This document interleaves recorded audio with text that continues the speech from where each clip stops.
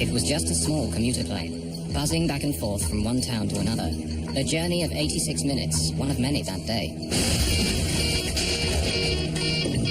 No one could ever have imagined that it would end like this, in drama and in death. Yet in 1995, two pilots with 26 passengers aboard managed to defy the laws of gravity for 9 minutes and 20 seconds, when their aircraft in effect lost the use of a wing, struggling home like a wounded bird. Help me hold it!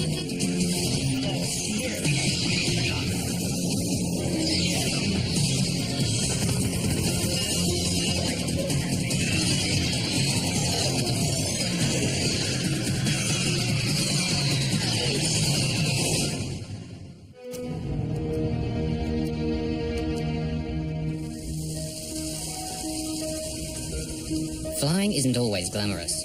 Regional airlines are like the buses of the air, trundling back and forth from one small city to another. Crews operate several flights a day, working for up to 15 hours. They face interminable ground delays and often surly passengers. If a flight gets cancelled, they don't get paid, but they enjoy their work. Atlanta Airport in Georgia has become one of the busiest in the world. It's the home of the very successful regional airline, Atlantic Southeast. ASA serves every town and city of the southeastern United States with a fleet of 83 turboprops. In 1995, most of them were Brasilias built by the Brazilian firm Embraer. The Brasilia is a high-performance aircraft with state-of-the-art avionics and a top speed of 378 miles per hour. Today, after 18,000 successful flights, this Brasilia will take off for the last time. Takeoff check, below the line. Okay, your lights. Captain Ed Ganaway and First Officer Matt Warmadam have just flown in from Macon, Georgia. Turn the lights on. Going through the departure checklist, they're now ready for their second flight of the day, Flight ASA 529 to Gulfport, Mississippi. Hi. Hi there.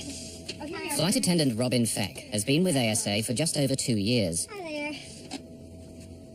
Her cabin is a cramped space, only 31 feet long. Most of her 26 passengers are seasoned business travelers, ranging in age from 18 to 69. Among them are 6 engineers, 2 deputy sheriffs, a minister, 2 Air Force personnel, and even an aspiring flight attendant. For them, the short trip to Gulfport, Mississippi is a routine journey. But they're half an hour late on their schedule already. Okay, power's set.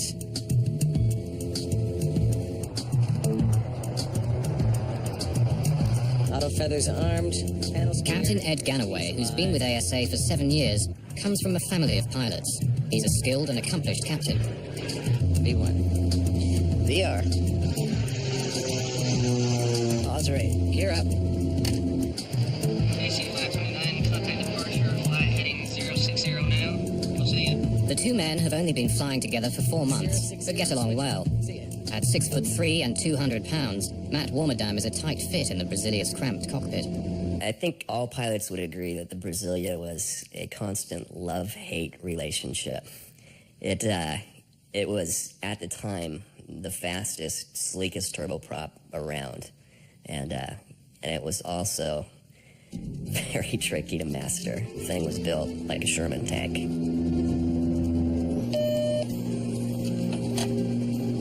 Hey, Robin? Hi. It'll just be a couple more minutes like this. It's gonna smooth out. Okay, just a couple more minutes and I'll be able to get up? Yes, ma'am. All right, thank you. See you.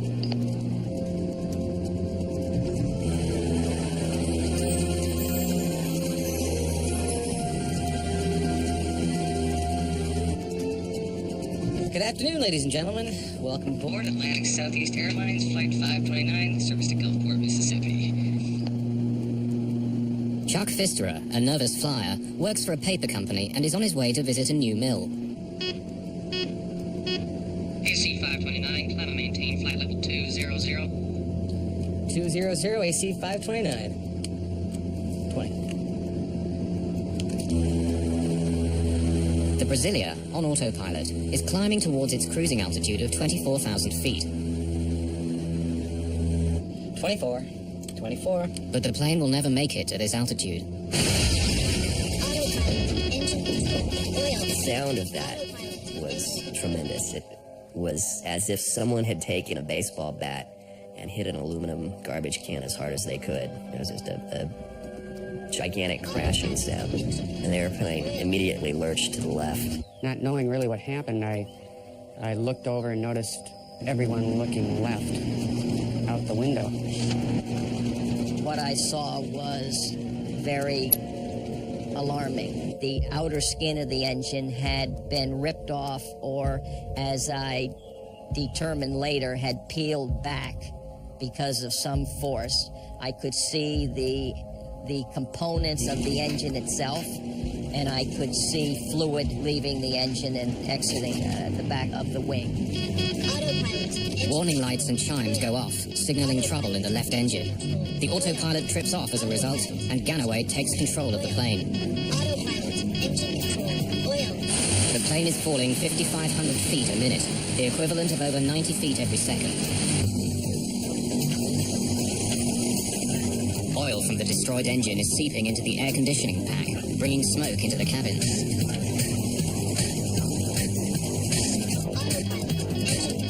Back off. We got the left engine out. Left power lever. Flight idle. Unaware that the left engine is destroyed, the pilot tries to adjust its propeller to improve the plane's lift. Left condition lever. Left condition lever. Feather. Warmadam attempts to feather the propeller, which means changing the angle of the blades in order to minimize air resistance. The warning light indicates fire in the left engine. Left condition lever. Fuel shut off. No matter what Ganaway does, the plane is still pulling violently to the left. He struggles to counteract it by pushing hard to the right, using both rudder and control column. I need some help here. I need some help on this. The force of the crippled wing pulling to the left is relentless. Without the efforts of the pilots to keep the plane stable, it would roll into a spin and spiral down into the ground, killing everyone on board. The engine has turned into a mass of misshapen, twisted metal, fatally weakening the wing's aerodynamic capabilities and dragging it down. The plane wants to keep turning left. The pilots must push hard right on the rudder to the limit to keep them flying straight. Captain Ganaway is confused. Feathering the propeller has not reduced the drag. He's so preoccupied with handling the emergency, he hasn't looked over his shoulder at the damaged engine yet. You said it's feathered? It's feathered. What the hell is wrong with this thing? I don't know. For now, the pilots are focused on the plane's vital statistics: heading, altitude, speed, and the power setting of its one good engine. All these planes are designed to fly with one engine. The airplane is capable of flying on one engine.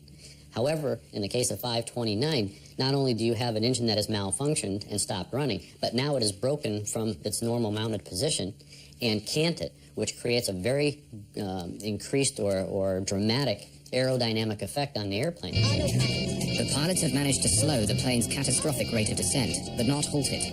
In fact, the airspeed has actually increased to 224 miles per hour. Captain Ganaway is puzzled. He's flown a Brasilia on one engine before and landed it without difficulty. This plane has something very wrong. Atlanta Center. AC529 declaring an emergency. We've had an engine failure. We're out of 14.2 at this time. AC529, roger. Left turn direct Atlanta. Flight 529, now flying over Alabama, makes a left turn back towards Atlanta. But the airport is almost 58 miles away. Will they make it? The plane has begun to descend again, and at breakneck speed. Warmadam cancels the master caution warning, finally silencing the plane's alarms. Captain Ganaway experiments with his controls, trying everything. Suddenly, the nose of the Brasilia lifts up, and the plane's speed slows to 186 miles per hour. AC529, say altitude descending to? We're at 11,600 at this time. AC529. All right, just getting more controllable here. The engine. Let's watch our speed. For the first time since the crisis began, the pilots can now turn their attention to the passengers. Trimmed completely here. I'm gonna tell Rob what's going on. Hi. Okay, we had an engine failure, Robin. We declared an emergency. We're diverting back to Atlanta. Go ahead and brief the passengers. This will be an emergency landing back in. All right, thank you. Feck hasn't told the pilots what she's seen of the destroyed engine. She assumes they already know. AC529, can you level off or do you need to keep descending? The plane is descending again at about 3,000 feet a minute. Ganaway suddenly realizes they won't make it to Atlanta. We're gonna need to keep Descending. We need an airport quick. Okay, we're gonna need to keep descending. We need an airport quick. Roll the trucks and everything out for us. AC 529, West Georgia. The regional airport is at your 10 o'clock position and about 10 miles away. But the air traffic controller, too preoccupied with handling the crisis aboard Flight 529, fails to notify emergency services. Flight 529 makes another wide left turn that brings it on course to land at West Georgia Regional Airport. Let's get out the engine failure checklist, please. Engine failure in flight. But they don't get a chance to diagnose their problem. AC 529, say heading. Turning to about 310 right now. AC 529, Roger, you need to be on a 030 for West Georgia Regional, sir. Roger, we'll probably turn right. We're having difficulty controlling right now. You see brace positions? Brace position. Good. Good. Ma'am, will you accept responsibility for opening the door when the plane stops? No, okay.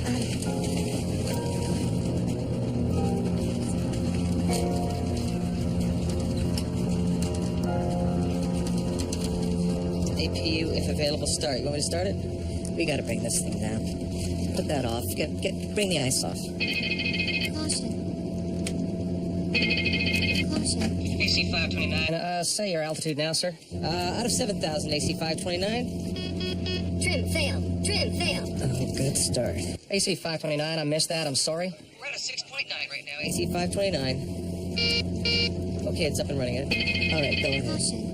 AC 529. West Georgia Regional is your closest airport. What kind of runway they got? Yeah, what kind of runways? West Georgia Regional got? West Georgia Regional is...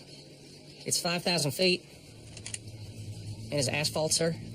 Okay, now I want you to remove any pens or sharp objects from your pockets. I want you to take off your glasses and pour any drinks into the pocket of the seat in front of you. Most folks on that flight were business folks that flew real frequent. So, there was no screaming or panicking of any sort. Based on the fact that I was going to die, I dealt with it in the best way that I could, which was just to try to absorb it, accept it, and deal with it. Okay, on practice. Take your seatbelt off and on, okay? That's it. Okay, there's smoke and the door in front of us is blocked. You gotta get down on your hands and knees and crawl to the back, okay? So count the rows. We gotta get out of the 5th row. The plane is still losing altitude far too quickly. Can it make it to the airport in time? Atlanta Center normally only controls flights at altitudes over 11,000 feet. For the last 7 minutes, Flight 529 had been under this altitude, and now the controller is having trouble locating them.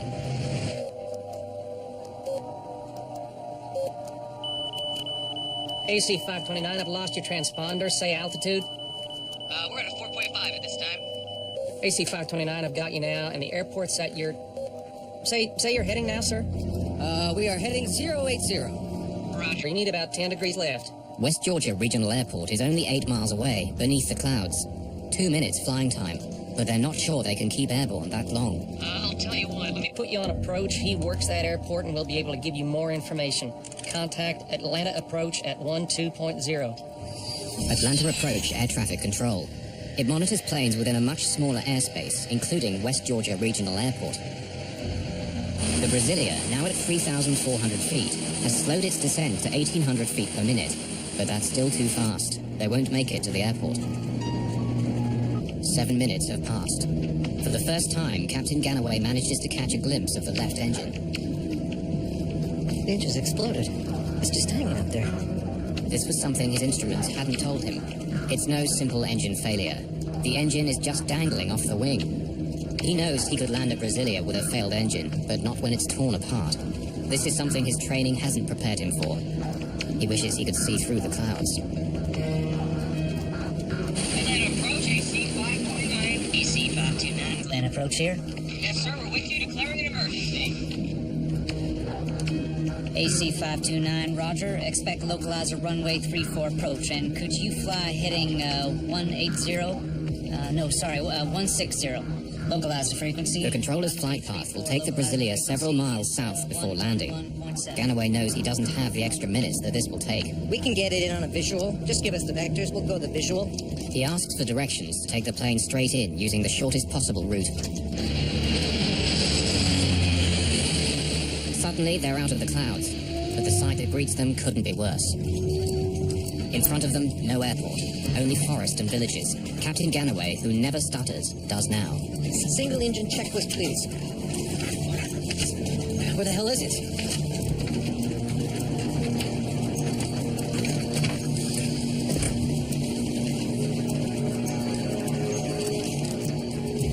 Robin Feck is puzzled. 6 minutes earlier, War Madame had told her the plane was turning back to Atlanta, but all she can see now is Georgia countryside. Port of 1900 at this time? We're below the clouds, tell them. You're out at 1900 now? Yeah, we're VFR at this time. Could you give us a vector to the airport? Turn left. Fly heading 040. There, the airport's at your about 10 o'clock and 6 miles, sir.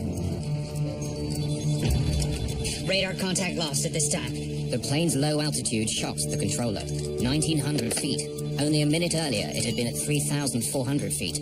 The descent is far too fast. Remember, brace yourselves. Wait till the plane comes to a complete stop before we can get out. Okay, brace positions, please. Brace positions. Sir, heads down, please. Robin Feck, too preoccupied by the safety of her passengers, looks out of a window and suddenly sees the tops of the trees. She has but a few seconds left to strap herself in her jump seat before impact. Brace positions. Keep your heads down, everyone. Hold on, this is gonna be rough. The airport is only 4 miles away, but too far for the crippled plane. The pilots have to attempt a crash landing in a field. Hold it. Over there.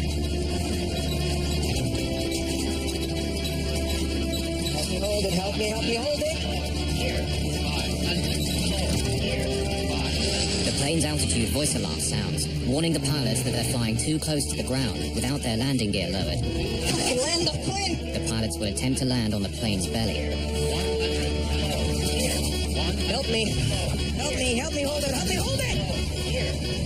Amy, I love you. These are the last words on the cockpit voice recorder. The plane is flying at 138 miles per hour and only seconds away from impact.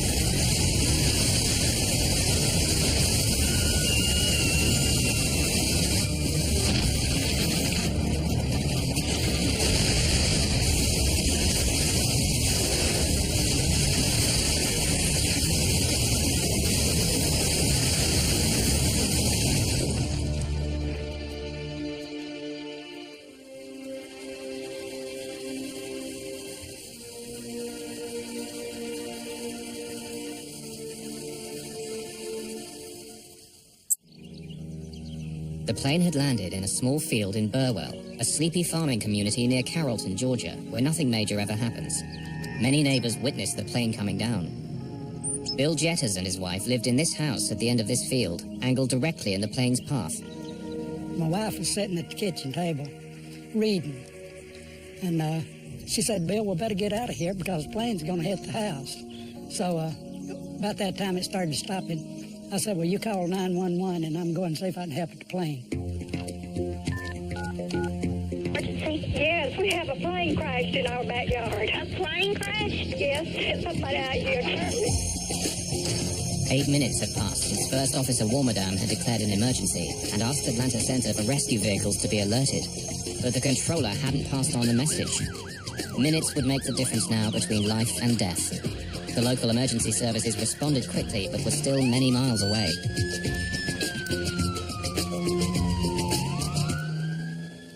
For almost a minute after impact, there's an eerie silence. The plane fuselage is broken in two. Could anyone survive?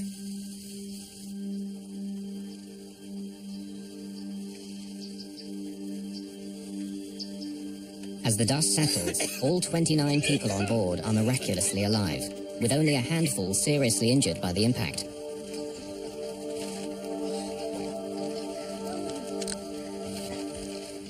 But a new disaster is gathering. Fuel from the shattered wing tanks is pouring onto the ground. The last thing I remember is the sound of hitting the trees, and then I honestly don't recall impact. Captain Ed Ganaway has been knocked unconscious by a blow to the head during the impacts.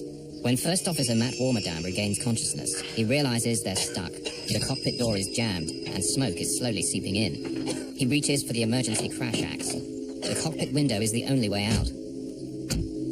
The next immediate thought I had was, now we're going to blow up. So get out of there. It was burning, right in the opening. So I just jumped over. And I headed towards the opening, and I walked out of the aircraft, and I walked away from it. The sparks ignite the fuel vapors, creating a blazing fire. Within seconds, the fire spreads to the fuselage. In the rear section of the plane, the passengers are now trapped by flames burning at 1800 degrees centigrade. They can hear screams from the field outside, where some passengers are already suffering from terrible burns. To escape, they too have to run through the fire, not fall in it, hoping for the best. I turned back, and I looked at the aircraft, and what I saw was that the opening that I had come through was basically fully engulfed in flames, and that the people that were exiting the aircraft were all on fire. Some of them would, roll in the grass to try and put the fire out, and sometimes that made it worse because there was spilt fuel, and then they would get even more ignited. And the whole situation got uglier and uglier in the sense that you would all of a sudden see people with their clothing burned off. You would see people with red skin that you could see was burnt. You could actually see some people whose flesh was like dropping off of their bodies or their faces. It was just a horrible situation that was taking place, and it was getting worse and worse.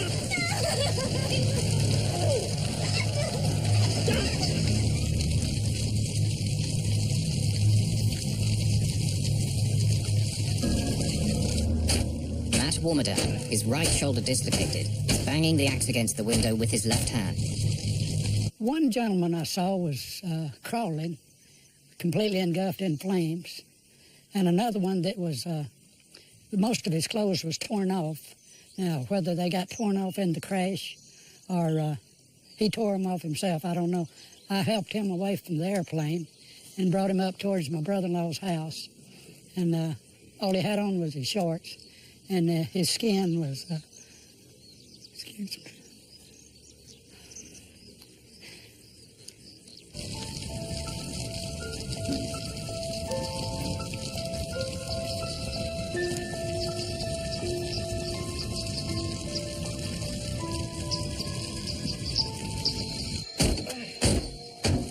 Aircraft glass is much thicker than what you would see on like an automobile windshield. It's several different composite layers that have been temperature treated together to make it a very, very tough surface. And with each swing of the crash axe, I was only able to chip away a small piece of glass. I need some help! I'm looking around left and right, and there's no other fools that close, at that second. But even though passenger David McCorkle believes that the plane might blow up at any second, he goes to Matt Warmerdam's rescue. Can you help me? Hang on a second, hang on, I gotta get some air. The oxygen cylinder in the closet behind the co-pilot's seat punctures. It'll make the cockpit fire much worse. Okay. Go ahead. Okay.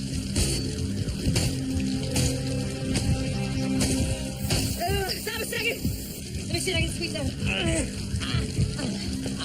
Let's get stop pulling me. No, it's too small. Go ahead. By now, the rescue crews of the area have been notified. Firemen, police officers, paramedics, all are hurriedly on their way to the crash site. Will the fire trucks arrive in time to save Matt Warmerdam before the cockpit gets engulfed in flames? David McCorkle is exhausted trying to break the strong glass. Suddenly, a heat flame pops at him from below the cockpit. He backs off, scared for his life. You aren't gonna let me die, are you? Now more determined than ever, he bangs even harder and faster. Then suddenly, the weakened axe head flies off. It's getting hot in here! Get me out! Guy Pope, a police officer, is the first rescue worker to reach the burning plane. I was about 3 miles from here when I received the call. And about halfway here, I could see the smoke, pretty heavy smoke. And I got out of the car, and I ran up to the plane. And when I went around the nose of the plane, one of the passengers handed me a hatchet and said that the pilot was inside. And I took the hatchet and started trying to cut a bigger hole.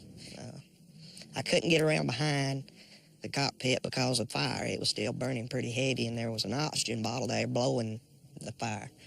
And,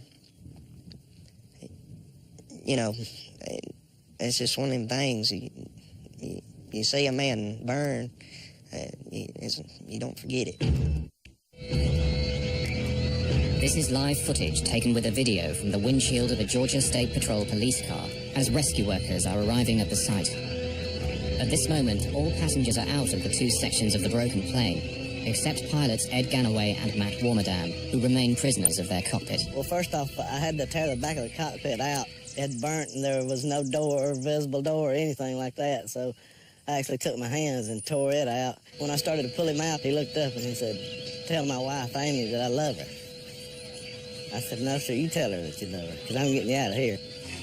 Inside the ambulance, I worked with him, and I thought that probably he would not make it. I took his name badge and pinned it on his underwear, which was the only thing I'd left on him, trying to cool him down, because I thought that if he died, at least someone would know who he was. Surprisingly, Matt was aware of everything around him, and he kept trying to assure me that things were going to be okay. He was comforting me, because at that particular time I was crying. Matthew actually took his burned hand and wiped a tear away. They found Captain Ganaway dead in the cockpit. He had struck his head on impact and never regained consciousness. He died of burns and smoke inhalation. The crash survivors, some with broken bones and others with burns ranging from minor to 92%, are rushed to various hospitals in Georgia. 13 passengers were brought to Tanner Hospital in Carrollton, 15 minutes away, where Code Black was immediately applied, meaning everybody helps. Dr. Bobby Mitchell, after working a night shift, was awakened. When I got to the hospital, some of the people that had survived the plane crash were already here. The smell was initially just a wave of jet fuel. It just hit you as the door opened, and then it was mixed with just a pungent, horrible odor of burned flesh. When a patient suffers a severe burn, the skin is violated, and the skin really is the major part of your immune system. When they are able to survive for a period of weeks, it is not uncommon for them to die from other organ failure, which is what happened to a lot of the people that were on Flight 529.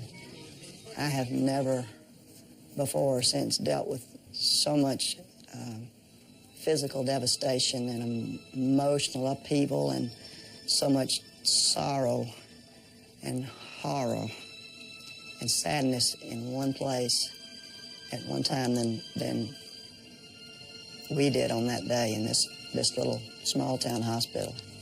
After a long day treating the horribly burned passengers and witnessing the courage of some of them, Dr. Mitchell was asked to assist the autopsy on Captain Ed Ganaway.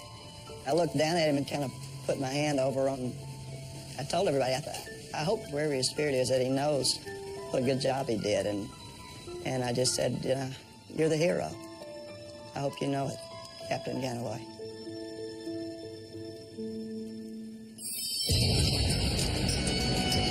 Regional airlines are a North American phenomenon. In the early 1960s, a small band of independent airlines first became known as air taxis, which in time became commuter airlines, then finally regional airlines. In 1978, the US deregulated the airlines, and as the small and mid-sized cities became the economic engine of the country, regional airlines prospered as never before. The National Transportation Safety Board in the United States is responsible for investigating air disasters. Its GO team is on duty 24 hours a day to fly to the scene of any major crash. The NTSB will have several subgroups working at the same time, each examining a particular part of the plane.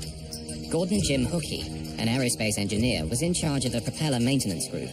We went out to the crash site, and in the usual fashion, you just kind of look around and get a feel for where all the pieces are. We came along the propeller assembly that was missing. Looking down through the dirt, we could see the telltale marks, the beach marks along the fracture surface that indicated it might have been a fatigue fracture. During the last 10 minutes of Flight 529, no one on board the plane suspected that the engine failure had been caused by a propeller blade fracture. Hookey had good reason to be concerned by the broken propeller blade. He'd seen it all before. 4 years earlier, another ASA Brasilia had nosedived and crashed in woods in Georgia, killing all 23 people aboard, including former U.S. Senator John Tower of Texas and space shuttle astronaut Manly Sonny Carter. The NTSB's investigation of that incident had found the crash had been caused by a badly designed propeller control unit, and they blamed the manufacturer, Hamilton Standard. Then in March 1994, just 17 months before ASA 529, on 2 separate commercial flights, identical propeller blades broke from metal fatigue over Canada and over Brazil. In both cases, the aircraft involved managed to land safely. These accidents pointed to serious problems in Hamilton Standard propellers and became a major crisis for the company. Airlines were ordered by the government to carry out an inspection of all the 15,000 propeller blades in service. Investigators found that the broken propeller had been declared suspect and sent back to Hamilton Standard for inspection. When the ASA mechanics took the blade off the hub, as soon as they turned it over, we marked down the serial number. So when we went back to do the records, we could immediately go to that particular blade. Investigator Jim Hookey took the broken blade stub to Atlanta Airport. From there, it was sent to the NTSB laboratory in Washington. By next morning, blade number 861398 was being examined under a scanning microscope. Investigators found telltale deposits of chlorine, a corrosive substance known to eat into the inner walls of the propeller blade. So then the question becomes, where did the chlorine come from? In 2 of the previous propeller failures, the problem had also been traced to corrosion caused by chlorine in the inner wall of the blade. Flight 529's blade had also snapped off 13.2 inches from the hub, very similar to the 2 previous blade failures. Under the microscope, NTSB scientists saw that 2 cracks along the inner wall of the blade had joined to form a single fissure. This had grown and grown until it circled the blade, at which point it snapped under the stress of normal operation. But the NTSB scientists noted something else. On the inner surface, extending about 1.5 inches from the fracture, there was a series of sanding marks. Hookey set off to Hamilton Standard, intent on getting the maintenance records for the propellers. What had been done to the blade when it had been recalled? At the factory, Hookey examined the blade's repair reports. He noted the initials of the technician who did the work, CSB, Christopher Scott Bender. He was a young technician who worked at a Hamilton Standard propeller repair facility. Christopher Bender had watched the news of the accident on television, little realizing how he was involved in the accident. I saw the Hamilton Standard prop on it, and I was like, I hope this is not a prop failure. It was just kind of the back of my mind, and that morning they were like, you know, the NTSB is down there, FAA is investigating, and they've called in some of our engineers to go also down there, and it might be a prop failure. And as soon as I heard that, my heart just sank. I was like, you know, I think I might have even cried a little bit. I was just, you know, just emotionally overwhelmed that, you know, something I had put my hands on, the procedure that somebody trusted me to do failed, and because of that, somebody had died. After discovering the technician who had last worked on the propeller blade that caused the crash of ASA 529, the NTSB now had to find out how the blade had passed inspection. Propeller blades are hollow. Inside, weights are inserted to balance the prop. They're kept in place by a cork soaked in chlorine. It was the chlorine that had caused the corrosion in the previous accidents. However, on this blade, Bender had been unable to detect any evidence of corrosion. He then did what he'd been told to do, polish the inside of the blade. The draft accident report we present to you today involves Atlantic Southeast Airlines Flight 529. The NTSB found that by polishing the blade, Hamilton Standard had unwittingly removed all traces of the crack, and a later, more thorough ultrasound examination couldn't detect it. The NTSB asked for more accountability for management at Hamilton Standard. And so the final report read, The fracture was caused by a fatigue crack from multiple corrosion pits that were not discovered by Hamilton standard because of inadequate and ineffective corporate inspection and repair techniques, training, documentation, and communications. Some final questions still needed to be answered. Why had the broken propeller blade destroyed the engine? In previous incidents, the entire propeller had fallen away harmlessly. But on Flight 529, blade loss unbalanced the propeller and led to uncontrollable high-speed shaking as the engine shuddered in its mountings. This was the ominous hammering sound heard by the passengers. It literally ripped the engine open and left the useless propeller jammed against the wing. The flight crew weren't handling the engine failure as a true engine failure in that some mechanical malfunction occurred and the engine stopped running. They didn't know that the engine actually had vibrated significantly and broken from its mount and actually canted or twisted on the wing. The NTSB found that the rescue services might have arrived more quickly if controllers had heeded Matt Warmerdam's request for help on the ground, given by radio 6.5 minutes before the crash. Another key NTSB recommendation was to replace the flimsy crash axe that had failed in Warmerdam's rescue with a sturdier model. Investigators praised the crew of Flight 529 for the way they dealt with the crisis, calling their reactions reasonable and appropriate. But the board could offer little advice on the one thing that had caused all these deaths: fire. The conundrum is, how do you make a fuel burn in an engine but not ignite when it's spilled? One way to reduce the severity of post-crash fires is by utilizing less flammable fuel.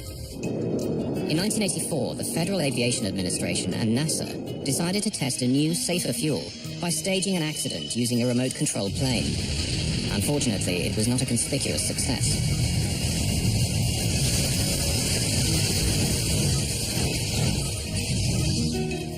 But the US Navy has been using a safer form of jet fuel called JP5 since the 1950s, yet it's not used in commercial aviation. The primary reason that civilian sector commercial aviation has not gone to a lower flammability fuel is a question of availability and distribution and the cost. It costs more to produce a JP5. Everything comes down to money. What's it going to cost to develop a system? What's it going to cost to implement the system? What's it going to do for the overall safety of the airplane, and who's going to pay for it? Personally, from a safety standpoint, I'll pay $2 extra in my ticket to know and to have that security. Until a solution is found, there will continue to be stories like ASA 529. On impact, everyone on this flight had survived, but the subsequent fire became the killer. For the victims of the fire, recovery has been a slow, painful, and excruciating process. First Officer Matt Warmerdam was burned on 42% of his body. Some other survivors suffered up to 90% burns. Treatment included daily baths and removal of dead skin from burn wounds. There would be years of skin graft operations, the 24-hour-a-day wearing of pressure garments to minimize scarring, chronic itching and soreness, and daily physical therapy. Your ability to sense and feel through those areas is permanently changed for the worse. Temperature control is lost. When you walk from an air-conditioned building into the outside, you take for granted that your body starts accommodating that either by sweating or redirecting blood flow. People with burns, especially horrible, large surface area burns, that's lost forever. They have to plan everything they do. They have to plan where they're going to be and the clothing much more carefully. So there are emotional and physical things both that are lost forever. My medical treatments were quite extensive. There was a lot of long nights talking with Amy, trying to get over the pain and despair of all that. I think after the plane crash, it just took the last bite. And I stayed in the fire service for a while after that, but my heart was never in it again. I quit my job as I was a vice president of a software company, traveling a lot, making very good money. And I went to work as a buyer in Alaska. I also reconnected with my ex-wife, and we got remarried, moved down to South Carolina, and had all our kids move in with us. So, yeah, I did change my life. 1 year after the crash, the Military Fraternal Organization of Pilots bestowed its prestigious medallion on Matt Warmerdam for his part in saving the lives of his passengers. He accepted it in honor of the crew. Seeking closure on the trauma of the crash, residents built a memorial to the victims of Flight 529 behind Shiloh United Methodist Church, a short distance from the accident site in Burwell. Much has changed for the company that manufactured Flight 529's propeller. Now renamed Hamilton Sundstrand, it's part of the giant United Technologies Aerospace and Defense Group. Flight 529 was the last time that one of its propellers failed in flight. Its inspection and repair process was made more stringent, in some cases exceeding FAA requirements. Since the 3 blade failures, there have been none whatsoever. Of the 29 people aboard ASA Flight 529, only 8 escaped with minor injuries. Of the 21 others who received major injuries and burns, 10 subsequently died. Flight attendant Robin Feck declined to be interviewed for this film. Still suffering from the pain and anguish of that terrible day, she's never worked as a flight attendant again. The best thing I ever could have done for myself was that day 2 years ago when I'd finished training and took the controls of a ASA plane and flew again. I stubbornly recaptured my dream. And now that I'm doing it again, this has been a joy. It's what I do. It's what I love. It's what I always wanted to do with my life, and I'm doing it again. It was the tragedy felt round the world. In a premiere event, the true story is finally made public. How could the world's fastest passenger plane simply fall from the sky?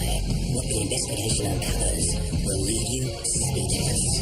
7 reveals what really happened in the disaster that ended a dream. Concorde, a premiere special air crash investigation next Wednesday, 7:30.